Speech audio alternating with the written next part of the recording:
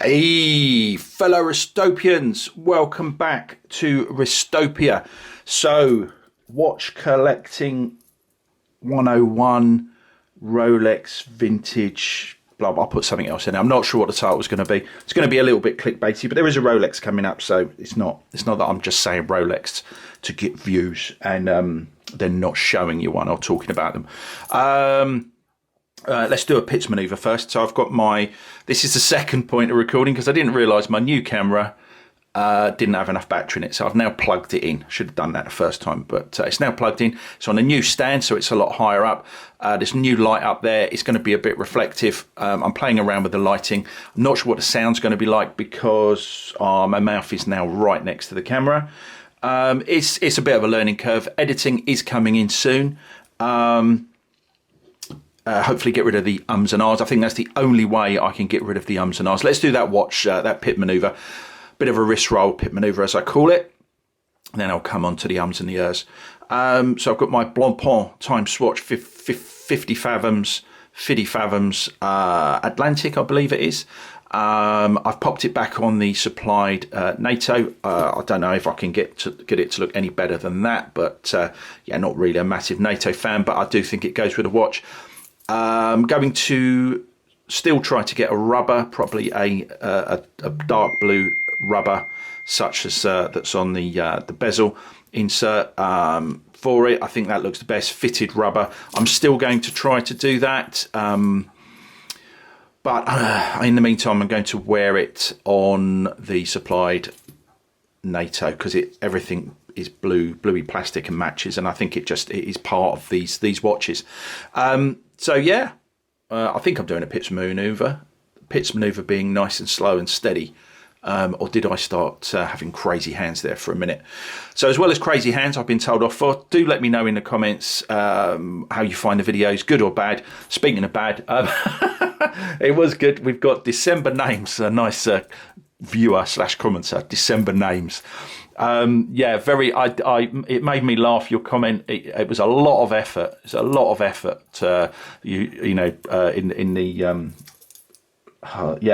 massive effort in sarcasm there. But it did make me laugh. You're completely right. Waffle, ums and ers. I can't believe when I started this channel, I didn't think I would and as much as I do. Also, when you do a one-shot video without editing, the amount of things that I say that did I say that? I didn't say that, did I?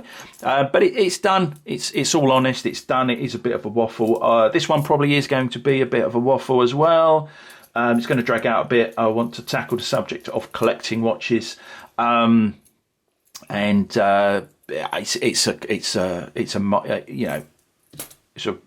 it goes off in tangents. So I'm just going to give my thoughts on it, and let's call this part one, shall we? So done the pitch maneuver. I mentioned the hi new subscribers, by the way. Another reason why I want to get some content out. You're doing the, you're subscribing to my channel. It's only fair that I put some content out now and then. Hopefully it will improve in the new year. I'll do some editing and have what's it called? An intro. I'll have an intro. Anyway, watch collecting. A couple of bits of housekeeping for the future. I've got a new Zin on the way.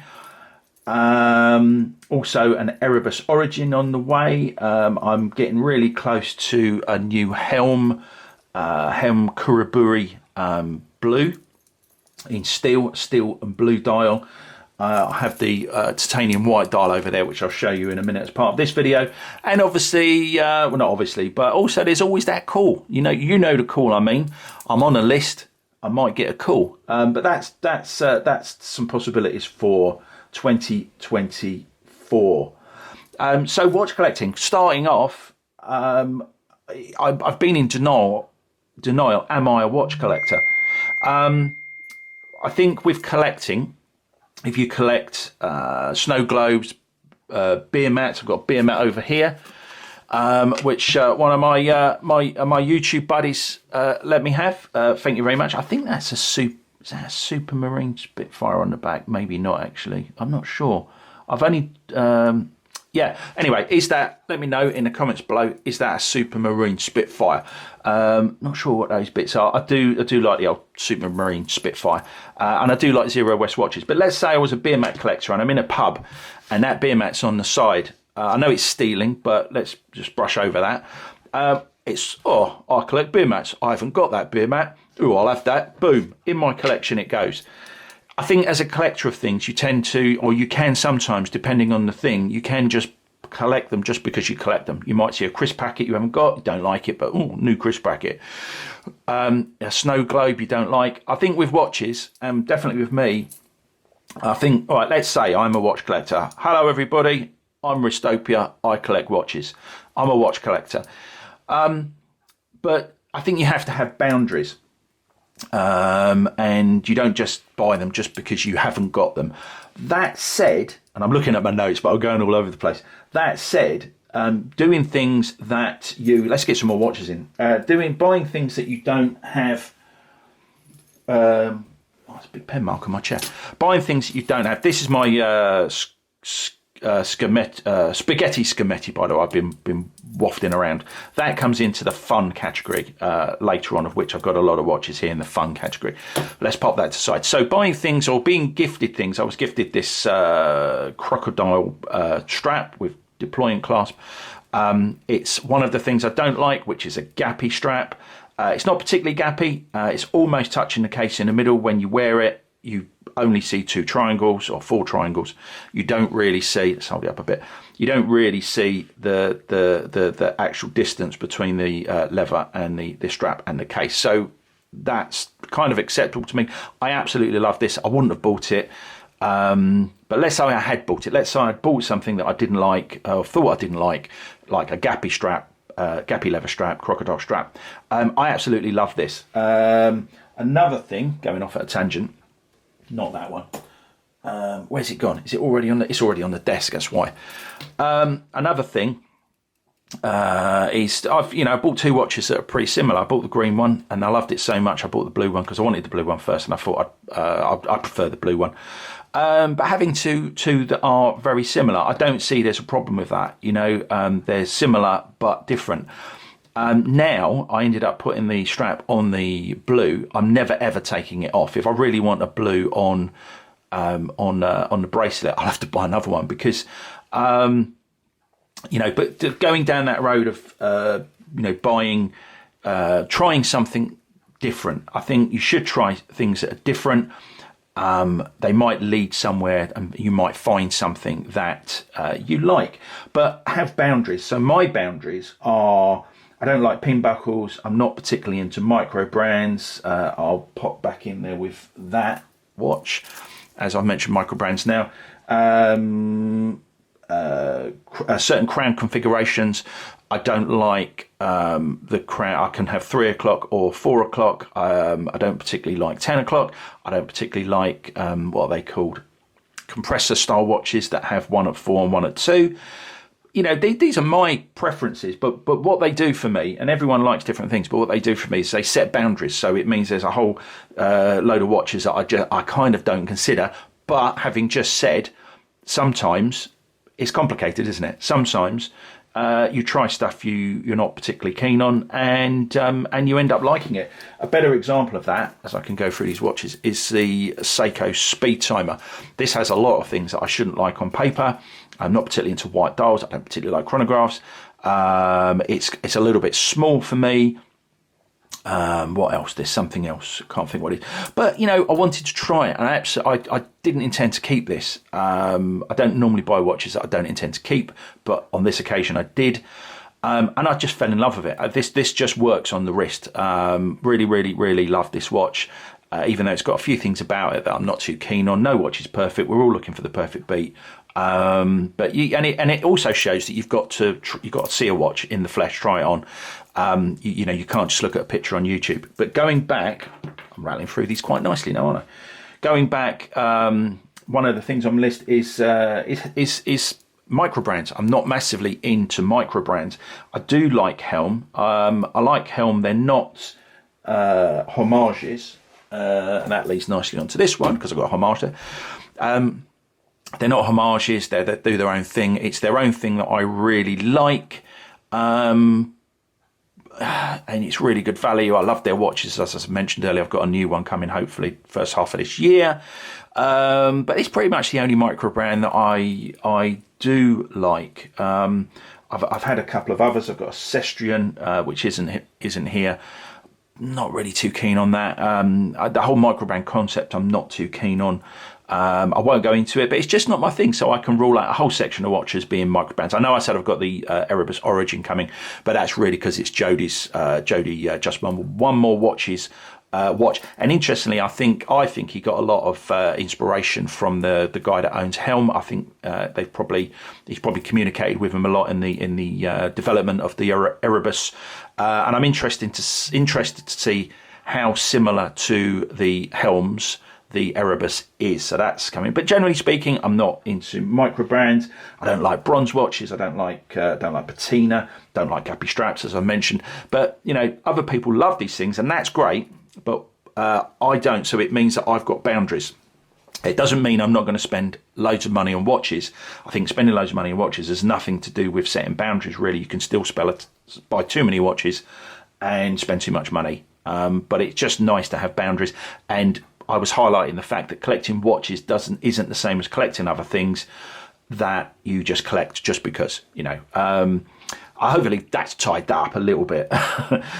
Now another thing that goes before I mention the homage. Another thing is I don't think you have to you don't have to wear all your watches. That brings these bad boys in. So here we have my Moon swatches. They're the only three I like. I enjoyed getting them. I'm never going to wear them. They just stay in here. I have a look at them now and then and enjoy the fact that I own them, bought them. I do quite like them as a watch. I think they are different to the Blancpain Time Swatch. This is the only Blancpain Time Swatch that I like. I won't be buying any more of those. There's a new black one out at the moment, actually. I don't know if anyone has seen that. One of my subscribers notified me about that. London Ron mentioned that there's a new black one out. Something to do with being dark and at the bottom of the sea, I think. I can't remember what it's called. But look that up if you want to. It's very, very black with some white bits on. Not my cup of tea, so I won't be getting one of those. I don't like any of the other colours. I think the nearest colour that I like other than this one is the greyish one. But, I won't be trying to get one. I picked this up in London when I went to Watch Pro. I think I've mentioned in other videos I popped into Swatch, didn't have one, popped in the next day just by chance, wasn't going to pop back in. I just happened to walk past again and they had one and I bought it. I like it. I do enjoy wearing it. I don't wear the Moon swatches. I don't really like the Moon watch. It's not my thing. I like these more than the Moon watch, Oops, I think I can hear subscribers unsubscribing now. But, the Moon watch just isn't my thing. I do like these. I think they were a point in history. I think it is, my point was you don't have to wear watches that you own. I've got quite a few watches that I don't wear. I think it's fine to own them, and my link to collecting other things is if you collect alarm clocks, you don't use them all to wake you up. If you collect, someone collects sugar spoons, I know, they don't use them all. They're just in a cabinet. They just look at them. There's nothing wrong with that. The other thing with wearing a watch, as soon as you wear a watch, it's used. It's not brand new anymore. Now, I know everyone's going to think, oh, well, you're talking about not wearing it and then it's brand new.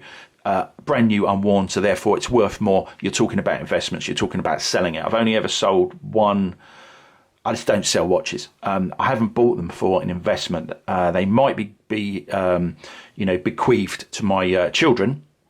But yeah, I didn't buy them as investments, but I don't think it's just about investments. When you collect other stuff, and I keep analogizing other things, when you collect other things, you often want them to be new. If you collect comics, superhero comics, they're kept in little packets. You don't read them. You keep them and you enjoy them, looking at them, because they're brand new. Now, whilst a comic might be, I think, just sticking to watches, I think if you're going to just look at a watch, there's nothing wrong with owning a watch, putting it in a safe or in a cupboard or in a watch box.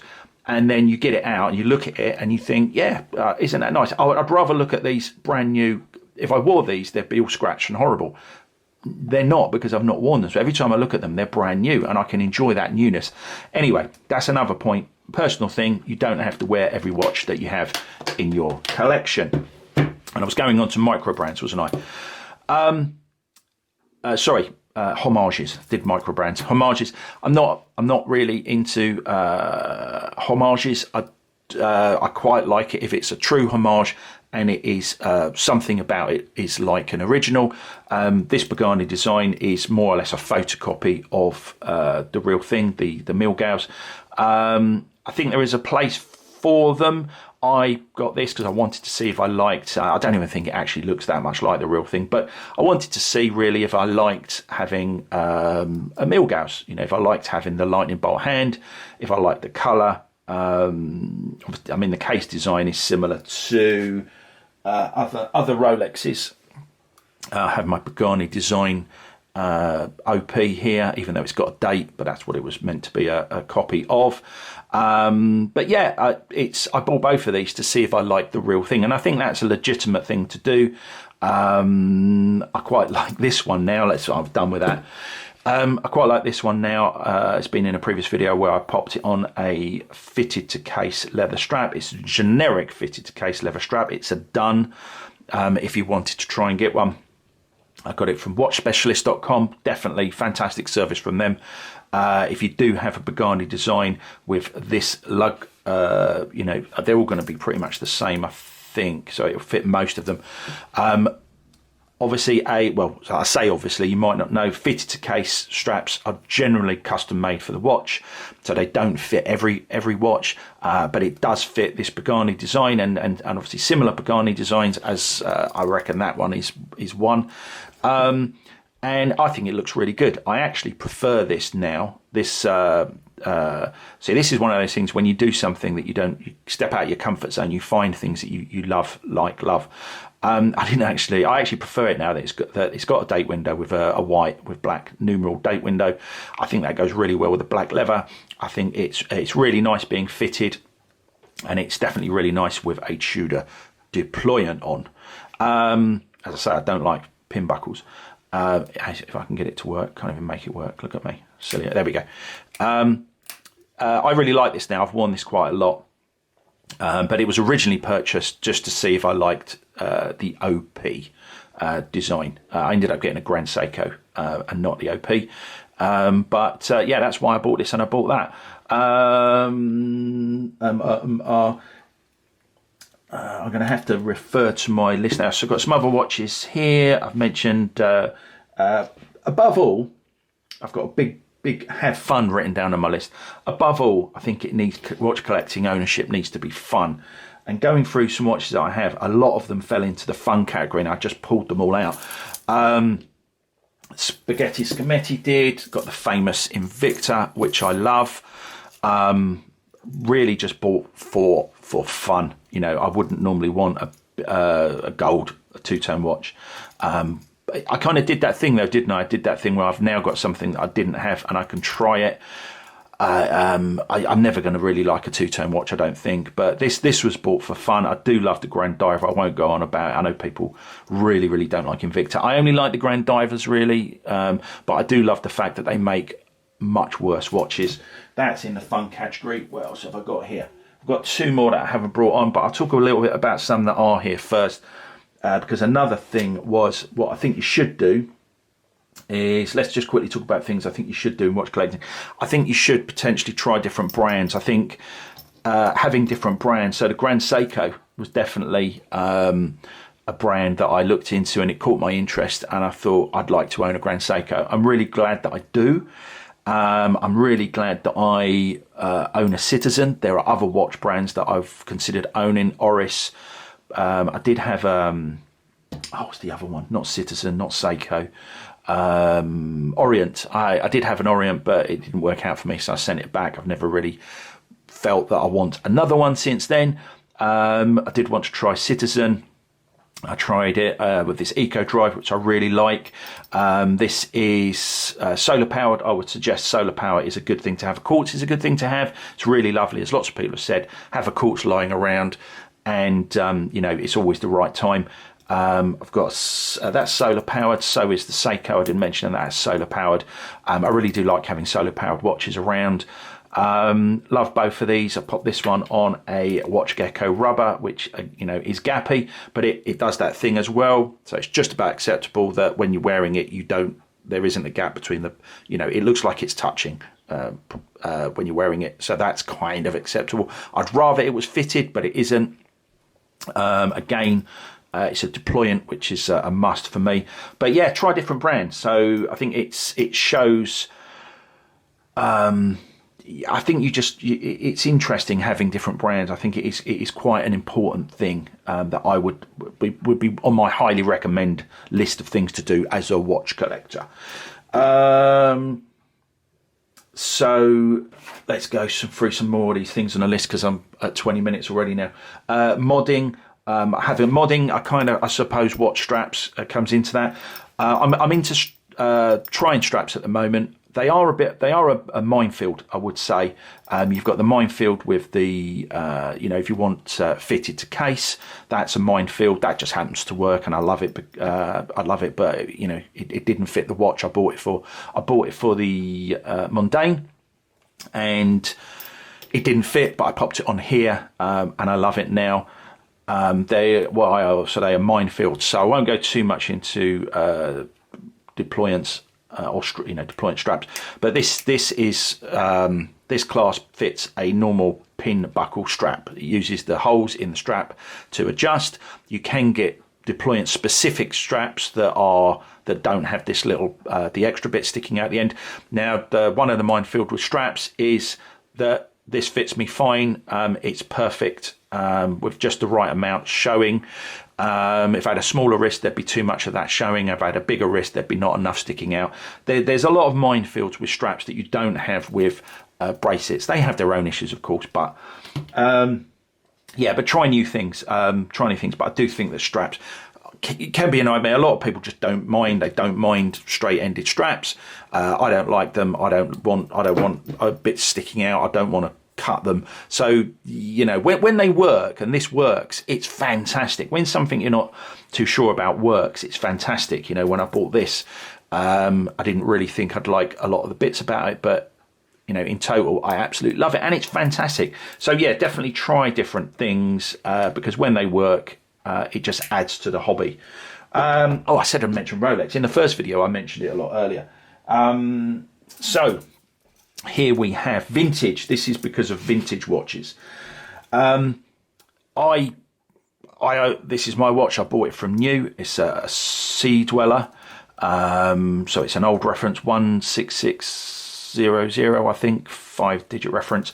While I'm on that point of reference, I don't think personally you need to know the reference numbers of your watches.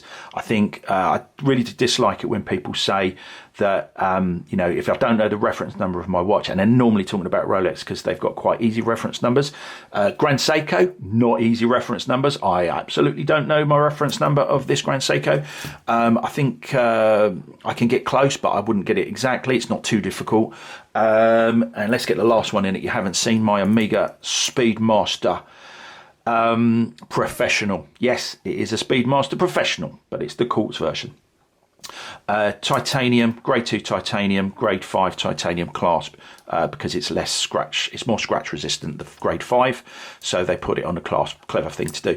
I don't know the reference of this. Nobody knows the reference numbers of their Omegas, of an Omega. They are a long, you know, they're a long number, numerical number, with lots of dots in. I guess you don't need the dots, but no one's going to know the reference number of their Omega. I mean, in the comments below, correct me if I'm wrong on this, but as far as I'm concerned, an Omega reference number is a very, very long number. No one's going to be able to remember that. I don't think that I need to remember the reference number of this Rolex. I've had it 25 years. It's my watch. I love it. I'm definitely a watch enthusiast. You just because I don't know the reference number of the watch does not make me not a watch enthusiast. But going back to vintage, I think vintage, if you're buying vintage watches for your collection, I think they're probably a bit of a minefield. It's not something I've done. I've seen vintage watches that I've loved and I probably would buy. I've seen used watches that I love and probably would buy, so discontinued watches but used. I think the whole thing could be a minefield. I'm not going to go into details about that. I just haven't got time here. But what I would say is, would I buy this watch? So I've had this watch serviced. Had a new crown, a new bezel insert and a new sapphire, and obviously it was polished. I wore this a lot. This was a daily. I didn't baby this. This was worn, but now it's been serviced. And I know people will say, "Oh, don't change the parts when you have it serviced."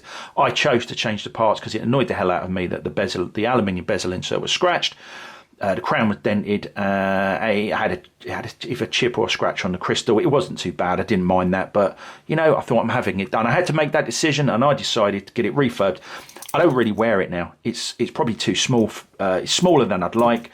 I won't pop it on because this is a nightmare to take off. I haven't got time. I wouldn't buy this now. I wouldn't buy this as a vintage. I wouldn't want the aluminium bezel. I wouldn't want the pressed steel clasp that watches of this age came with. I'd want a milled clasp. It would be a bit small. So I wouldn't buy this as a vintage, but I love owning it as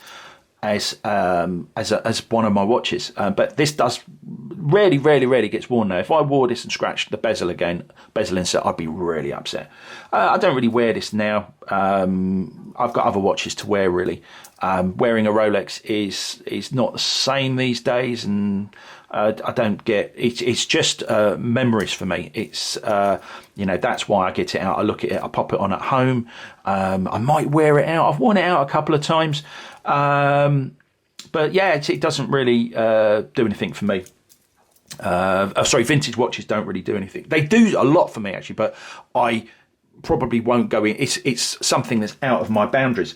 Right, so this will be either the longest video ever, or I'm going to have to stop it now. I'm just going to have a quick look through my list.